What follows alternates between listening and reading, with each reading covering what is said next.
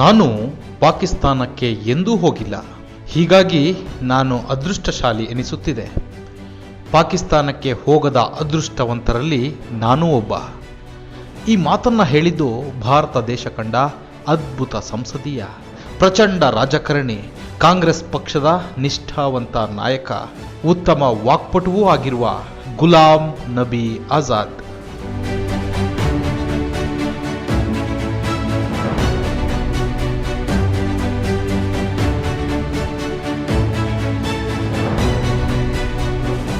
ಇವರು ಹುಟ್ಟಿದ್ದು ಆಗಿನ ಜಮ್ಮು ಮತ್ತು ಕಾಶ್ಮೀರದ ದೋಢಾ ಜಿಲ್ಲೆಯ ತಹಸೀಲ್ ಗಂಢೋದ ಸೋತಿ ಎಂಬ ಹಳ್ಳಿಯಲ್ಲಿ. ತಂದೆ ರಹಮತುಲ್ಲಾ ಬ್ಯಾಟ್, ತಾಯಿ ಬಾಸಾ ಬೇಗಂ. ಪ್ರಾಥಮಿಕ ಮತ್ತು ಪ್ರೌಢ ಶಿಕ್ಷಣವನ್ನು ಗ್ರಾಮದಲ್ಲಿನ ಸ್ಥಳೀಯ ಶಾಲೆಯಲ್ಲಿ ಮುಗಿಸಿ ಉನ್ನತ ವ್ಯಾಸಂಗಕ್ಕಾಗಿ ಜಮ್ಮುವಿಗೆ ತೆರಳಿದರು. ಜಿಜಿಎಂಯಿಂದ ಬ್ಯಾಚುಲರ್ ಆಫ್ ಸೈನ್ಸ್ ಪದವಿ ಪಡೆದರು. 1972ರಲ್ಲಿ ಶ್ರೀನಗರದ ಕಾಶ್ಮೀರ ವಿಶ್ವವಿದ್ಯಾಲಯದಿಂದ ಪ್ರಾಣಿಶಾಸ್ತ್ರದಲ್ಲಿ ಸ್ನಾತಕೋತ್ತರ ಪದವಿಯನ್ನು ಪಡೆದರು. ರಾಜಕೀಯದಲ್ಲಿ ಹೆಚ್ಚಿನ ಆಸಕ್ತಿಯನ್ನ ಹೊಂದಿದ್ದ ಇವರು ಕಾಂಗ್ರೆಸ್ ಪಕ್ಷದಲ್ಲಿ ತೊಡಗಿಸಿಕೊಳ್ಳಲು ಶುರು ಮಾಡುತ್ತಾರೆ. 1973ರಲ್ಲಿ ತಹಸೀಲ್ ಗಂಡೋಹೋ ತಾಲೂಕಿನ ಬ್ಲಾಕ್ ಕಾಂಗ್ರೆಸ್ ಸಮಿತಿಯ ಕಾರ್ಯದರ್ಶಿಯಾಗಿ ಆಯ್ಕೆಯಾಗುವ ಮೂಲಕ ರಾಜಕೀಯ ಜೀವನಕ್ಕೆ ಸಂಪೂರ್ಣವಾಗಿ ತಮ್ಮನ್ನು ತೊಡಗಿಸಿಕೊಳ್ಳಲು ಮುಂದಾಗುತ್ತಾರೆ. ಇದಾದ 2 ವರ್ಷಗಳ ನಂತರ ಆಜಾದರು ಜಮ್ಮು ಮತ್ತು ಕಾಶ್ಮೀರದ ಪ್ರದೇಶ ಯುವ ಕಾಂಗ್ರೆಸ್ ಅಧ್ಯಕ್ಷರಾಗುತ್ತಾರೆ. ಇವರ ಕಾರ್ಯಕ್ಷಮತೆಯನ್ನು ಮೆಚ್ಚಿದ ಕಾಂಗ್ರೆಸ್ ಪಕ್ಷದ ಪ್ರಮುಖರು 1980ರಲ್ಲಿ ಅಖಿಲ ಭಾರತ ಯುವ ಕಾಂಗ್ರೆಸ್ ಅಧ್ಯಕ್ಷರಾಗಿ ಇಡೀ ದೇಶಕ್ಕೆ ಪರಿಚಯಿಸುತ್ತಾರೆ. ಅಲ್ಲಿಂದ ಶುರುವಾದ ಗುಲಾಂ ನಬಿ ಆಜಾದರ ರಾಜಕೀಯ ಪರ್ವದ ಹೊಸ ಅಧ್ಯಾಯ ಇವರ ಜೀವನದ ಮತ್ತೊಂದು ಬಾಗಿಲನ್ನೇ ತೆರೆಯಿತು. ಇವರು ಕಾಲಿಟ್ಟಲ್ಲೆಲ್ಲ ಗೆಲುವು. ಇವರ ಪಕ್ಷನಿಷ್ಠೆ, ವಾಕ್ಚಾತುರ್ಯತೆಗೆ ಹಲವಾರು ಹುದ್ದೆಗಳು, ಅಧಿಕಾರಗಳು ಒಲಿದು ಬಂದವು.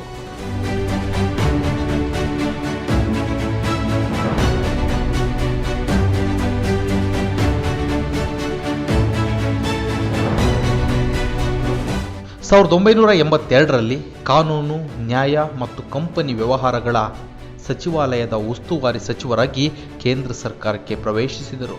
1984ರಲ್ಲಿ 8ನೇ ಲೋಕಸಭೆಗೆ ಪುನಃ ಆಯ್ಕೆಯಾದರು. ಮಹಾರಾಷ್ಟ್ರದಿಂದ ರಾಜ್ಯಸಭೆಗೆ ಸದಸ್ಯರಾಗಿಯೂ ಕಾರ್ಯನಿರ್ವಹಿಸಿದರು. 2ನೇ ನವೆಂಬರ್ 2005ರಂದು ಜಮ್ಮು ಮತ್ತು ಕಾಶ್ಮೀರದ ಮುಖ್ಯಮಂತ್ರಿಯಾದರು. ಜಮ್ಮು ಮತ್ತು ಕಾಶ್ಮೀರದ ಭಾರತೀಯ ರಾಷ್ಟ್ರೀಯ ಕಾಂಗ್ರೆಸ್ ಅನ್ನ ಸಮ್ಮಿಶ್ರ ಪಾಲುದಾರರಾದ ಪೀಪಲ್ಸ್ ಡೆಮಾಕ್ರೆಟಿಕ್ ಪಕ್ಷವು ಆಜಾದ್ ರವರ ಸರ್ಕಾರಕ್ಕೆ ನೀಡಿದ್ದ ಬೆಂಬಲವನ್ನು ಹಿಂತೆಗೆದುಕೊಂಡಿತು ಮತ್ತು ವಿಶ್ವಾಸ ಮತವನ್ನ ಕೋರಿ ತನ್ನ ಸರ್ಕಾರವನ್ನು ಉಳಿಸಿಕೊಳ್ಳುವ ಪ್ರಯತ್ನಕ್ಕಿಂತ ಹೆಚ್ಚಾಗಿ ಆಜಾದ್ರು 2008 ಜುಲೈ 7ರಂದು ರಾಜೀನಾಮೆಯನ್ನೇ ನೀಡಿದರು. ಡಾಕ್ಟರ್ ಮನಮೋಹನ್ ಸಿಂಗ್ ನೇತೃತ್ವದ 2ನೇ ಯುನೈಟೆಡ್ ಪ್ರೋಗ್ರೆಸಿವ್ ಅಲಯನ್ಸ್ ಸರ್ಕಾರದಲ್ಲಿ ಶ್ರೀ ಆಜಾದರು ಭಾರತದ ಆರೋಗ್ಯ ಸಚಿವರಾಗಿ ಪ್ರಮಾಣ ವಚನ ಸ್ವೀಕರಿಸಿದರು. ನವೆಂಬರ್ 30, 1996ರಿಂದ 29 ನವೆಂಬರ್ 2002ರವರೆಗೆ ಜಮ್ಮು ಮತ್ತು ಕಾಶ್ಮೀರದಿಂದ 4ನೇ ಅವಧಿಗೆ ಮತ್ತು 3ನೇ ಅವಧಿಗೆ ಅವರು ರಾಜ್ಯಸಭೆಗೆ ಆಯ್ಕೆಯಾದರು. ಭಾರತದಾದ್ಯಂತ ಆರೋಗ್ಯ ಕಾರ್ಯಕರ್ತರನ್ನು ಸಜ್ಜುಗೊಳಿಸಿದ ರಾಷ್ಟ್ರೀಯ ಗ್ರಾಮೀಣ ಆರೋಗ್ಯ ಮಿಷನ್ ಅನ್ನು ವಿಸ್ತರಿಸುವುದಾಗಿ ಅವರು ಪ್ರತಿಜ್ಞೆ ಮಾಡಿದರು. ಜೂನ್ 2014ರಲ್ಲಿ ರಾಷ್ಟ್ರೀಯ ಪ್ರಜಾಸತ್ತಾತ್ಮಕ ಒಕ್ಕೂಟವು ಲೋಕಸಭೆಯಲ್ಲಿ ಬಹುಮತವನ್ನು ಗಳಿಸಿ ಕೇಂದ್ರ ಸರ್ಕಾರವನ್ನು ರಚಿಸಿದ ನಂತರ ಆಜಾದ್ ಅವರನ್ನು ರಾಜ್ಯಸಭೆಯಲ್ಲಿ ವಿರೋಧ ಪಕ್ಷದ ನಾಯಕರನ್ನಾಗಿ ನೇಮಿಸಲಾಯಿತು. 2015ರಲ್ಲಿ ಪಿಡಿಪಿ ಬಿಜೆಪಿ ಮೈತ್ರಿಕೂಟವು ವಿಧಾನಸಭೆಯಲ್ಲಿ ಬಹುಪಾಲು ಸ್ಥಾನಗಳನ್ನು ಹೊಂದಿದ್ದರೂ ಆಜಾದ್ ಜಮ್ಮು ಮತ್ತು ಕಾಶ್ಮೀರದಿಂದ ರಾಜ್ಯಸಭೆಗೆ ಮರು ಆಯ್ಕೆಯಾದರು. ಇವರ ಲೋಕಸಭೆ ಮತ್ತು ರಾಜ್ಯಸಭೆ ಸೇವೆಯನ್ನು ಮನಗೊಂಡು ಆಗಸ್ಟ್ 1, 2018ರಂದು ನವದೆಹಲಿಯ ಸಂಸತ್ ಭವನದಲ್ಲಿ ನಡೆದ ಸಮಾರಂಭದಲ್ಲಿ ಭಾರತದ ರಾಷ್ಟ್ರಪತಿ ರಾಮನಾಥ್ ಕೋವಿಂದ್ 2015ರ ಅತ್ಯುತ್ತಮ ಸಂಸದೀಯ ಪ್ರಶಸ್ತಿಯನ್ನು ಶ್ರೀ ಗುಲಾಂ ನಬಿ ಆಜಾದ್ ಅವರಿಗೆ ಪ್ರದಾನ ಮಾಡಿದರು. ದೇಶದ ರಾಜಕೀಯ ರಂಗದಲ್ಲಿ ಇಷ್ಟೆಲ್ಲ ಗೌರವ, ಹೆಮ್ಮೆ ತಂದಂತಹ ರಾಜಕೀಯ ಮುತ್ಸದ್ದಿ ಈ ಗುಲಾಂ ನಬಿ ಆಜಾದ್. 9/12/2021 ಅಂದರೆ ನಿನ್ನೆ ದಿನ ಅವರು ರಾಜ್ಯಸಭಾ ಸದಸ್ಯತ್ವಕ್ಕೆ ನಿವೃತ್ತಿ ಪಡೆದರು. ತಮ್ಮ ಕೊನೆಯ ಭಾಷಣದಲ್ಲಿ ಈ ದೇಶ ತಮಗೆ ಕೊಟ್ಟ ಸ್ಥಾನಮಾನ ಮತ್ತು ಇಲ್ಲಿನ ಸೌಹಾರ್ದತೆಯನ್ನ ಕುರಿತು ಭಾಷಣ ಮಾಡುವಾಗ ಪಾಕಿಸ್ತಾನದಲ್ಲಿನ ಸನ್ನಿವೇಶಗಳ ಬಗ್ಗೆ ಓದುತ್ತಿದ್ದಾಗ ನಾನು ಹಿಂದೂಸ್ತಾನಿ ಮುಸ್ಲಿಂ ಆಗಿರುವುದಕ್ಕೆ ಹೆಮ್ಮೆ ಎನಿಸುತ್ತದೆ ಎಂದು ಭಾವುಕರಾದರು. ಮೇರಿ ಹಮೇಶಾ ये सोच रही कि हम बड़े खुशकिस्मत हैं, जन्नत हिंदुस्तान ही। मैं तो आजादी के बाद पैदा हुआ, लेकिन आज गूगल के जरिए और मैं पढ़ता हूं, देखता हूं, सुनता हूं, यूट्यूब के जरिए पढ़ता हूं। मैं उन खुशकिस्मत लोगों में हूं जो पाकिस्तान कभी नहीं गया। लेकिन जब मैं पढ़ता हूं कि वहां किस तरह के हालात हैं पाकिस्तान के अंदर, तो मुझे गौरव महसूस होता है, मुझे फख्र महसूस होता है कि हम हिंदुस्तानी मुसलमान। ನಂತರ ಪ್ರಧಾನಿ ನರೇಂದ್ರ ಮೋದಿಗೆ ಧನ್ಯವಾದ ಸಲ್ಲಿಸಿ ಮೋದಿಯವರು ತಮ್ಮ ವಿರುದ್ಧದ ಮಾತುಗಳನ್ನು ವೈಯಕ್ತಿಕವಾಗಿ ತೆಗೆದುಕೊಳ್ಳಲೇ ಇಲ್ಲ.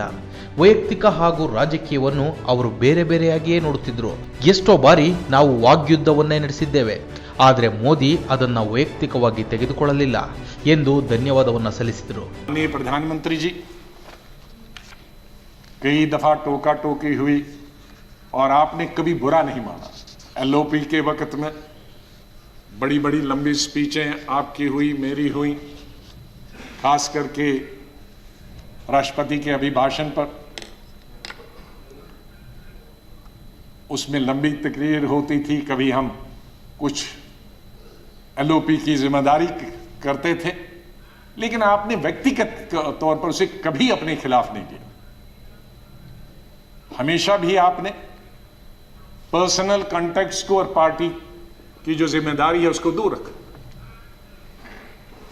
कभी ईद हो, दिवाली हो, बर्थडे हो, उसमें बराबर आपने कभी भी कमी नहीं की फोन करने की। सबसे पहले या तो मेरे पार्टी प्रेसिडेंट का आता था या आपका आता था। दो आदमियों का तो अनिवार्य, हमारे प्रधानमंत्री और कांग्रेस प्रेसिडेंट मिसेस गांधी। और आपने हमेशा बताया कि कभी अपनी स्टेट के बारे में हो और कोई काम हो तो मुझे आप कभी भी बताना। मुझे याद है जब मैं राज्यसभा इलेक्शन लड़ने गया तो आपने कुछ कहा कि भाई आपको कुछ जरूरत है मेरे का, वो तो लड़ाई है, आपका कैंडिडेट है, मैं कैंडिडेट हूं, उसमें आप कुछ नहीं कर सकते। तो ये एक पर्सनल टच जो होता, आदमी भावुक हो जाता है, आदमी सेंटिमेंटल हो जाता है, आदमी इमोशनल होता है। और मेरे संपर्क तो विपक्ष के साथ आज से नहीं, जब पहली दफा मैं एमओएस बना था तब से लेकर आज तक, क्योंकि हम मिलके ही देश को चला सकते हैं, लड़ाई करके गालियां देकर नहीं। हम अपनी बात अपने भाषणों के जरिए कर सकते हैं।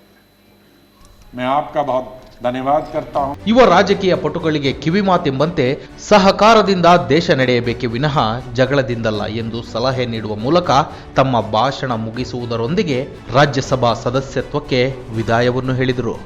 नहीं आएगी, मैं आप लोगों से बोल, नहीं आएगी याद तो बरसों नहीं आएगी, मगर जब याद आओगे तो बहुत याद आओगे. ಮೋಹನ್ ಎನ್ಆರ್ ಪುರ, ಯುನೈಟೆಡ್ ನ್ಯೂಸ್ ಕನ್ನಡ. ಲೈಕ್ ಮಾಡಿ, ಶೇರ್ ಮಾಡಿ, ತಪ್ಪದೆ ನಮ್ಮ ಚಾನಲ್ನ ಸಬ್ಸ್ಕ್ರೈಬ್ ಮಾಡಿ, ನಿಮ್ಮ ಅನಿಸಿಕೆಗಳನ್ನು ಹಂಚಿಕೊಳ್ಳಿ.